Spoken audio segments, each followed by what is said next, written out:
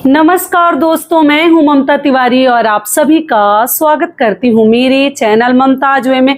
कैसे हैं आप सब? तो ये बताने के लिए कमेंट बॉक्स में हर हर महादेव हमेशा की तरह जरूर लिखिए। तो चलिए दोस्तों, आज हम इस वीडियो में जानेंगे सावन माह में प्रदोष का व्रत और मासिक शिवरात्रि, तेरस के नाम से भी जिसको हम जानते हैं। तो तेरस का व्रत, मासिक शिवरात्रि का व्रत हमें कब करनी है।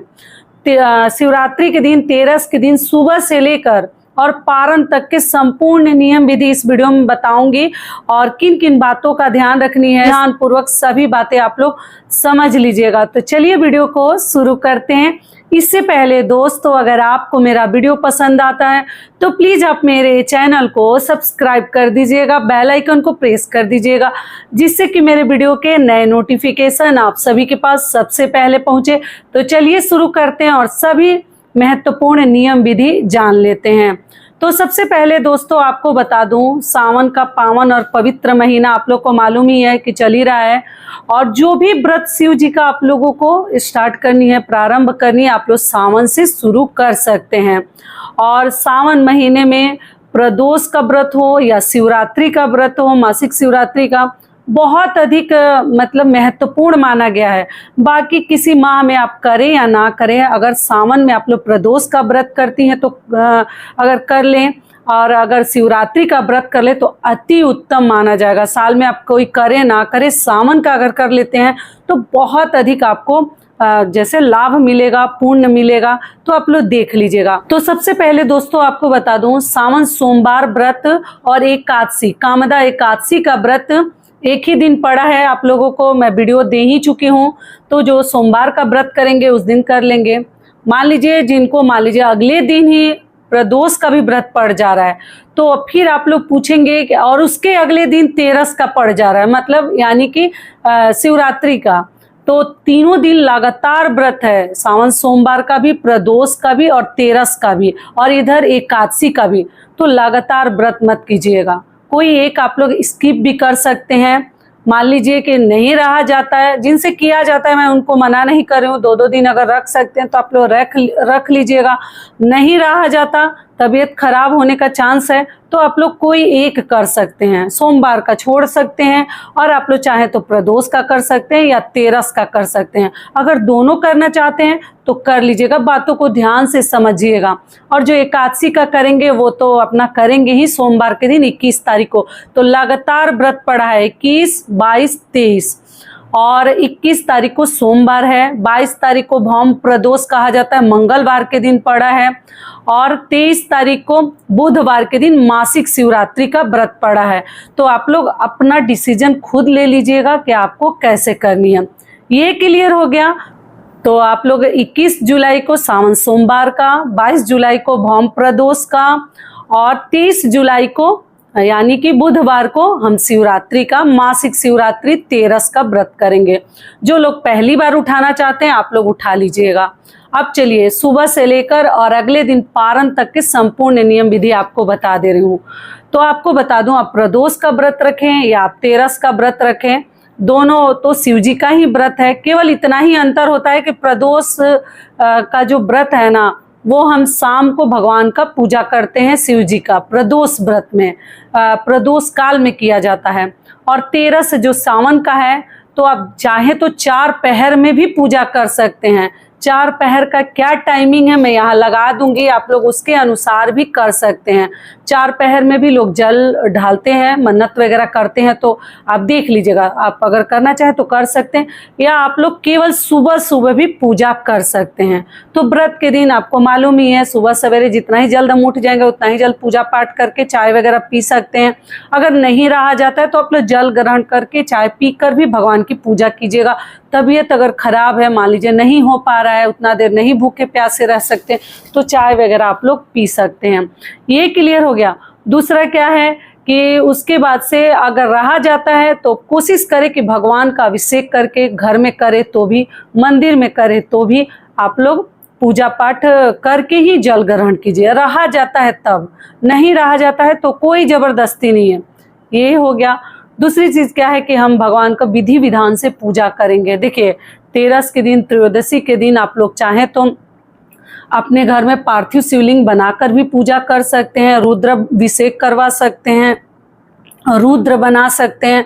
मैं पिछले साल वीडियो में सब कुछ करके बताई हूँ, शिव परिवार बनाकर रुद्र बनाकर भी दिखाई हूँ कैसे बनाया जाता है, क्या नियम विधि है, करके पूजा पाठ करके विसर्जन विधि भी सब कुछ बताई हूँ। तो आप लोग चाहें तो मेरा ओल्ड वीडियो चेकआउट कर सकते हैं।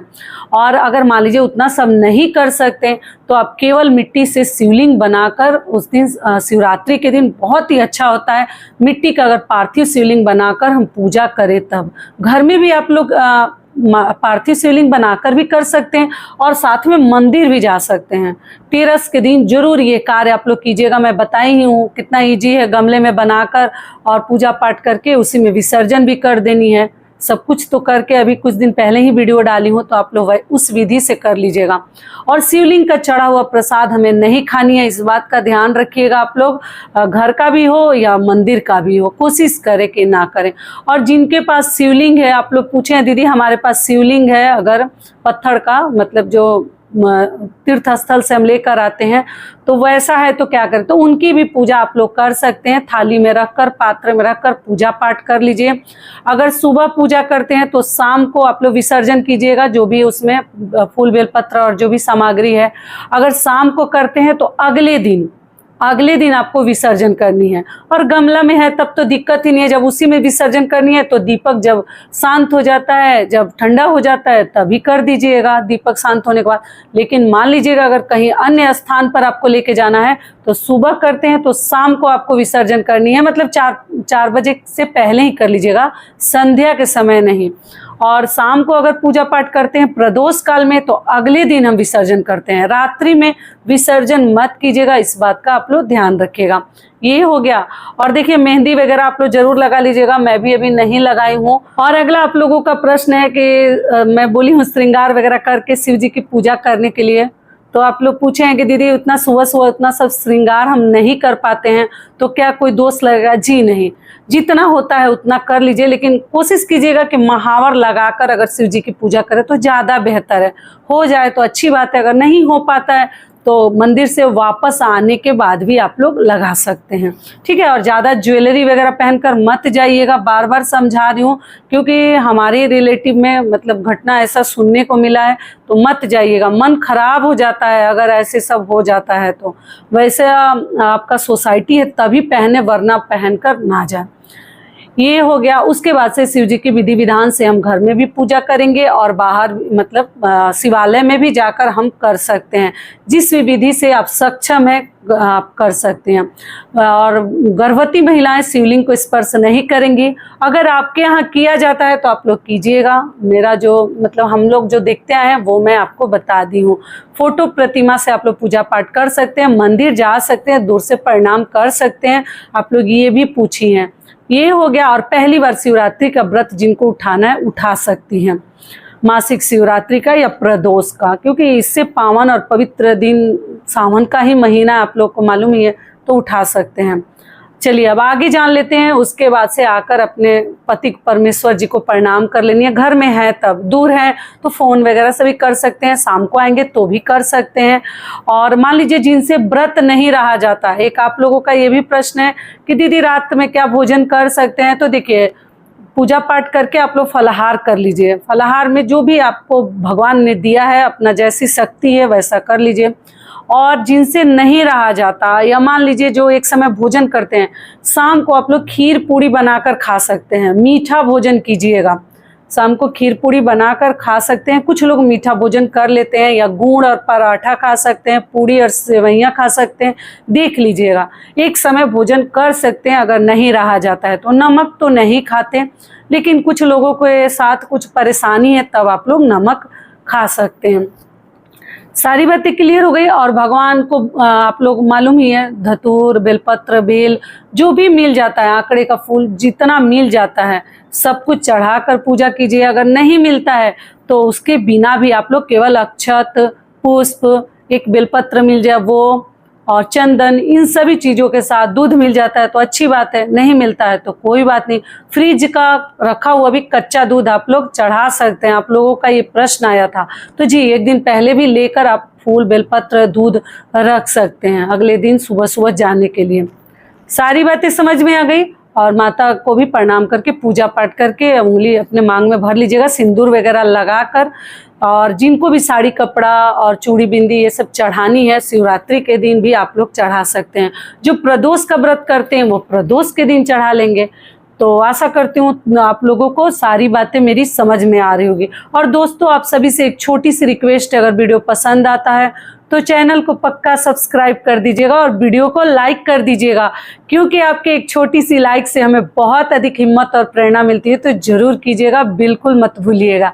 चलिए अब आगे जान लेते हैं। इसके बाद से हम जैसे रात को आप लोग आराम कर सकते हैं, रात जागरण की कोई आवश्यकता नहीं है, आगे आपकी अपनी इच्छा है। इसमें इस व्रत में आप लोग सो भी सकते हैं, ये एकादशी के जैसा नहीं है, आप लोग सो सकते हैं, भजन कीर्तन भी कर सकते हैं। और साथ में महामृत्युंजय मंत्र का जाप कर लीजिएगा, जो कि मैं हमेशा बताती हूँ पूजा पाठ होने के बाद। और अगले दिन हम पारण करेंगे। शाम को भी आप लोग मान लीजिए मंदिर अगर घर के आसपास है तो दीपक प्रज्वलित करने के लिए आप लोग जा सकते हैं। शाम को भी मान लीजिए जो सुबह में मंदिर नहीं जा पाते हैं, बहुत सारे लोग जॉब करते हैं तो नहीं टाइम मिलता, तो आप शाम को भी मंदिर जाकर पूजा पाठ कर सकते हैं और दीपक भी साथ में प्रज्वलित करके रख सकते हैं। नहीं जा सकते हैं, घर में ही दिया दिखा मतलब भगवान को दीपक प्रज्वलित करके रख के कपूर से या उसी दीपक से आप लोग आरती कर सकते हैं। ओम जय शिव ओमकारा भगवान की आरती है, आप लोग करके पूजा पाठ कर सकते हैं। कुछ बहनें बोली हैं, एक दो बहन का मेरे प्रश्न है कि दीदी हमें आरती नहीं आती है, तो आप आरती की पुस्तक खरीद लीजिए, उसमें से देखकर पढ़ सकते हैं। सभी को याद नहीं रहता तो आप लोग देखकर भी पढ़ सकते हैं। और उसके बाद भगवान को हम प्रणाम करके और अगले दिन फिर हम उठेंगे, विधि विधान से पूजा करेंगे। अगर आप विसर्जन शाम को पूजा किए हैं, विसर्जन नहीं किए हैं, तो आप सुबह सवेरे पूजा पाठ होने के बाद ले जाकर किसी भी मतलब जहाँ बहते जल में या कहीं ऐसी जगह, मान लीजिए जल नहीं आपको मिलता है नदी सरोवर, तो आप किसी भी झाड़ी में जहाँ पैर किसी का ना पड़े वहाँ भी भगवान को, या किसी गमले में भी डाल सकते हैं, घोल के उसको और डाल सकते हैं। इस प्रकार से विसर्जन कर दीजिएगा। और करने के बाद आप लोग पारण कर सकते हैं। पारण में शुद्ध सात्विक भोजन खानी है, लहसुन प्याज तो खाना नहीं है, तो आप इस विधि से करके अपना व्रत खोल सकते हैं। तो बुधवार को पड़ा है, कुछ लोग गुरुवार का भी व्रत रखते हैं, तो गुरुवार का व्रत रखते हैं, तो इसके लिए क्या करें, तो देखिए अगर आप लोगों से रहा जाएगा, लगातार व्रत पड़ा है 21 से लेकर और पूरा 24 तक व्रती व्रत है, तो मान लीजिए जिनको गुरुवार का व्रत करनी है तो वो अपने शारीरिक क्षमता को देखकर तब भोजन नहीं करेंगे। कुछ भी आप लोग जैसे मीठा खा सकते हैं। गुरुवार व्रत में तो हम मीठा भोजन करते हैं एक समय पूजा पाठ करने के बाद, तो आप चाहें तो गुरु बृहस्पति देव का कथा वगैरह कहकर, और जैसे आपकी स्थिति है देख लीजिएगा, रहा जाता है तो रहिएगा, नहीं तो बीच में स्किप भी कर सकते हैं, क्योंकि लगातार व्रत सबके बस की बात नहीं है। अगर आपसे होता है तभी कीजिएगा, तो अपना व्रत आगे कंटिन्यू कीजिएगा। गुरुवार का नहीं है तो पारण करके भगवान को प्रणाम करके और दान पेटी में कुछ ना कुछ डाल दीजिएगा या दक्षिणा ही भगवान को चढ़ा दीजिएगा। तो इस प्रकार से शिवरात्रि का व्रत हमारा संपूर्ण हो जाएगा। और जिनको 4 पहर में करनी है तो हर पहर में जा जाकर शिव जी को जल मतलब ढाल सकते हैं, अभिषेक कर सकते हैं। जो घर में पार्थिव शिवलिंग बनाकर 4 पहर की पूजा करना चाहते हैं वो भी अपना कर सकते हैं, कोई दिक्कत नहीं है। घर में तो और आसान है, तब अगले दिन विसर्जन कीजिएगा। तो आपको एक चीज़ और समझा दूं, बाल वगैरह आप लोग मत धोइएगा। रविवार को बाल धो लीजिएगा, उसके बाद लगातार व्रत पड़ रहा है तो आप लोग कोशिश कीजिएगा कि हेयर वॉश ना करें। बहुत इमरजेंसी हो जाए तभी बाल धोइएगा, वरना मत धोइएगा। और अपना सिंदूरा सिंदूरा है तो उसी से सिंदूर लगा सकते हैं। व्रत के दिन पीला ही सिंदूर लगाए, अगर आपके पास है तब तो बहुत ही अच्छा होगा। तो आशा करती हूँ सभी बातें अभी आप लोगों के समझ में आ गई होगी। सुबह से लेकर पारण तक के संपूर्ण नियम बता दी। तो ये वीडियो मेरा यहीं तक का था, फिर मिलती हूँ एक नए वीडियो में। तब तक के लिए नमस्कार। स्वस्थ रहिए, सुरक्षित रहिए और जहाँ कहीं भी रहिए खूब खुश रहिए। धन्यवाद।